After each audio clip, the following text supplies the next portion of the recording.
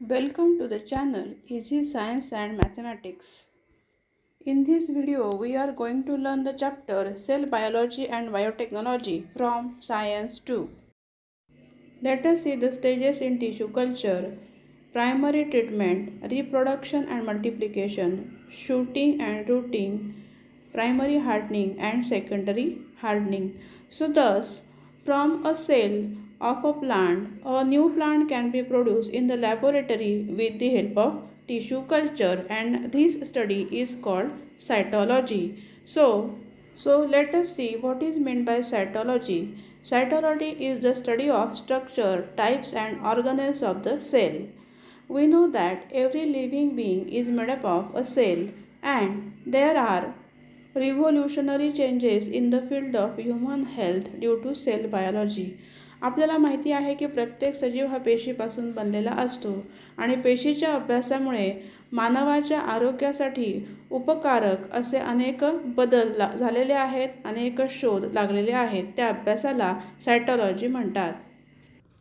Stem cells. These are special types of cells which give rise to all other types of cells present in the body of multicellular organisms. Stem cells त्याला मूल पेशी असे म्हणतात किंवा मूळच्या पेशी असं आपण म्हणू शकतो की ज्यापासून इतर सर्व प्रकारच्या पेशी तयार होऊ शकतात. They also play important role in the wound healing. They means stem cells. Stem cells या जखमा भरून येण्याच्या कामात मोठी भूमिका बजावत असतात. म्हणजे शरीराच्या जखमा भरून काढणे आणि शरीरामध्ये इतर अवयवांच्या पेशी तयार करणे हे स्टेम सेलचे काम आहे. स्टेम सेलपासून कोणत्या पेशी तयार होतात हे आपण पुढे बघूया. From stem cells, cardiac cells, enterocytes, fat cells, red blood cells, chondrocyte, then epithelial cells, neurons are formed. So thus, from a stem cell, cells of different organs are formed in the body of a human being. There are two types of stem cells: embryonic stem cells and adult stem cells. Cells of embryo undergo repeated mitotic divisions. You know embryo, male and female gamete unite to form a zygote, and that zygote then is converted into embryo by repeated mitotic division, and in that embryo stem cells are present. Then cell differentiation occurs, means from the stem cells osteocytes, that is the bone cells, then hepatocytes, that is liver cells, and neurons are formed. Thus from embryonic stem cells 220 different types of cells in human body are formed, and this is called cell differentiation. Thus we can say that stem cells are parent cells of all types of human cells. म्हणजेच stem सेलपासून मानवी शरीरातील इतर सर्व प्रकारच्या पेशी तयार होतात. So after 14th day of conception cell differentiation starts. म्हणजे गर्भधारणेनंतर 14 दिवस झाले की वेगवेगळ्या प्रकारच्या पेशी तयार व्हायला सुरुवात होते. त्या पेशी स्टेम सेल्सपासून तयार होतात. पेशींपासून उती बनतात, उतींपासून अवयव बनतात, अवयवांपासून अवयव संस्था बनते आणि मग त्या प्राण्याची निर्मिती होते.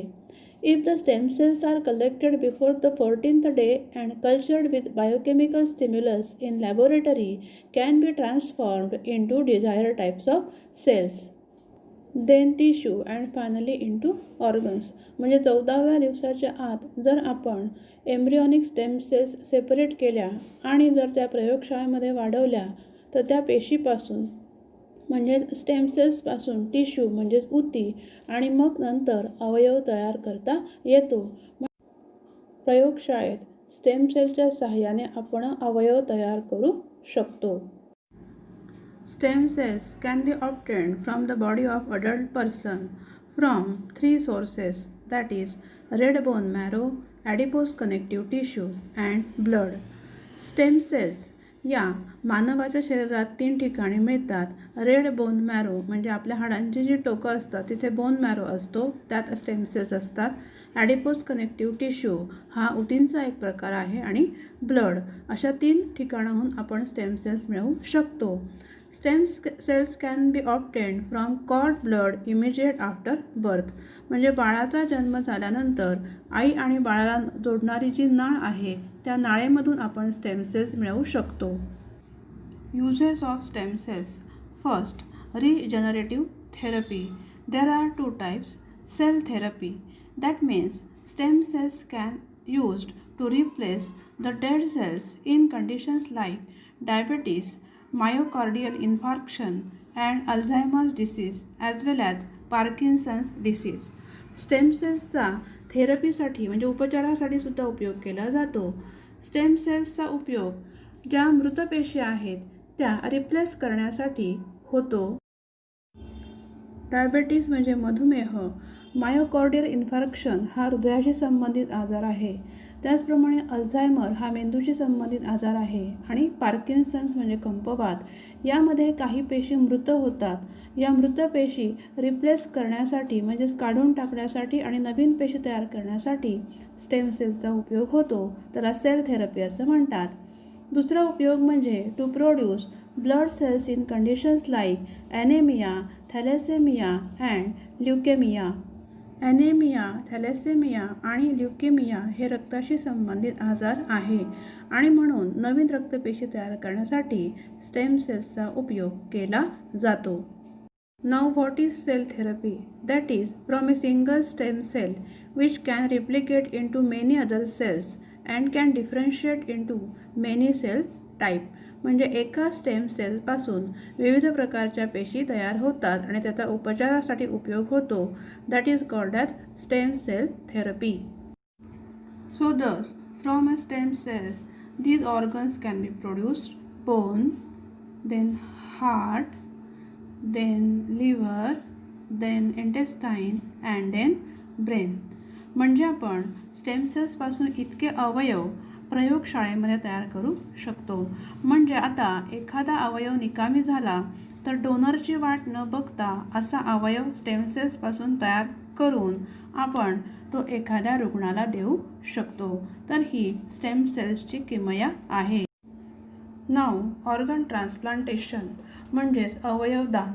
अ person needs a organ due to reasons like ageing, accidents, infections, disorders.